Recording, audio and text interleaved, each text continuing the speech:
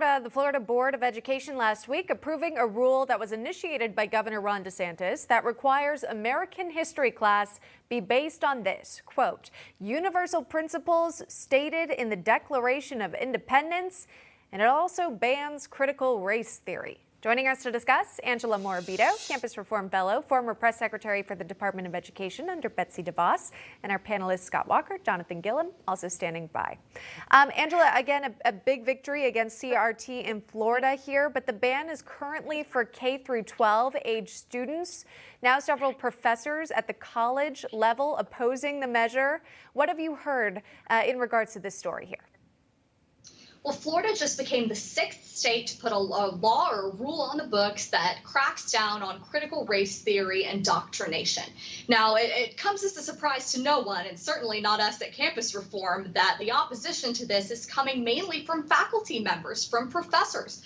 We've heard of several from universities all across the state and even outside of Florida who are saying, hey, this harms our academic freedom. That's not true. It's not true at all. If you look at what these bills actually say, even in the 11 states that haven't passed a law yet but are considering it, they talk about dignity and non-discrimination. They talk about no student may be, pushed into believing that anyone is inferior or superior because of their race or sex. In a sane world, the people who call themselves anti-racist would love this. They would be all over this because it teaches kids not to discriminate. But instead, we have this woke nonsense going on, and you get this opposition to common sense reform. Yeah.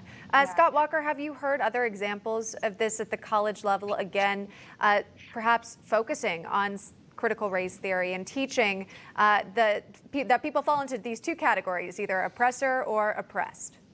Oh, we see it in colleges, we see it in universities, we see it in schools. Not only in high school, but even younger. I know it's something LI's talked about. Certainly, we've seen it at Young America's Foundation. But let's face it, what this is state-sponsored racism. That's simply what it is. Angela's exactly right. This is pulling back the curtain and showing it for what it really is. Ron DeSantis and other leaders across America are exactly right to say, we're not going to stand for state-sponsored racism. You want to teach American history, you want to talk about the good, the bad, and the ugly, you can absolutely do that. Put that in comparison to what other countries even do today, places like China, where they still have detention camps. We need to learn from the past, but we can't do it if we just automatically assume that one group of individuals is superior than others purely based on their race. Dr. Martin Luther King said it well, we should be judging people by the content of their character, not by the color of their skin.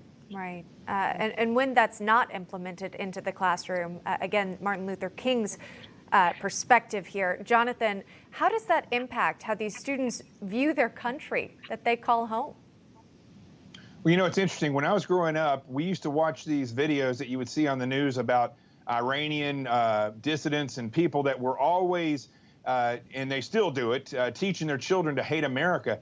Now, you don't even have to look outside of the United States to find that anymore, because that's basically what this is. It's learned hatred. And it's less about race as it is about division. That's the reality. The leftists, again, everything that we've talked about over the past hour has been problems that have been created, not problems that exist or that occurred. They were created by the left. And children that are brought up in this are not going to look at each other as individuals, as people that they can work with, and what is the quality of the person sitting next to me. They are going to look first at what their race is, what their gender is, what their sexuality is, and they're going to base, as they get older, who they hire based on that, or what they're capable of doing based on that, or how guilty they should feel based on that. And that's the reality. This is something that's occurring now that is going to affect us years later in a very destructive way. And that's why you see parents stepping up at school boards, speaking out and having those viral moments. They don't want to let it happen for fears of what you just described. Angela Morabito, thank you very much. Hey, I'm Rob Finnerty. Thanks for watching. If you enjoyed this video, please join the conversation in the comments below. Don't forget to subscribe, too. Hit the bell icon to be alerted to breaking news. And remember, there's a whole lot more on Newsmax TV, America's fastest growing cable news network. Newsmax TV, where real news for real people.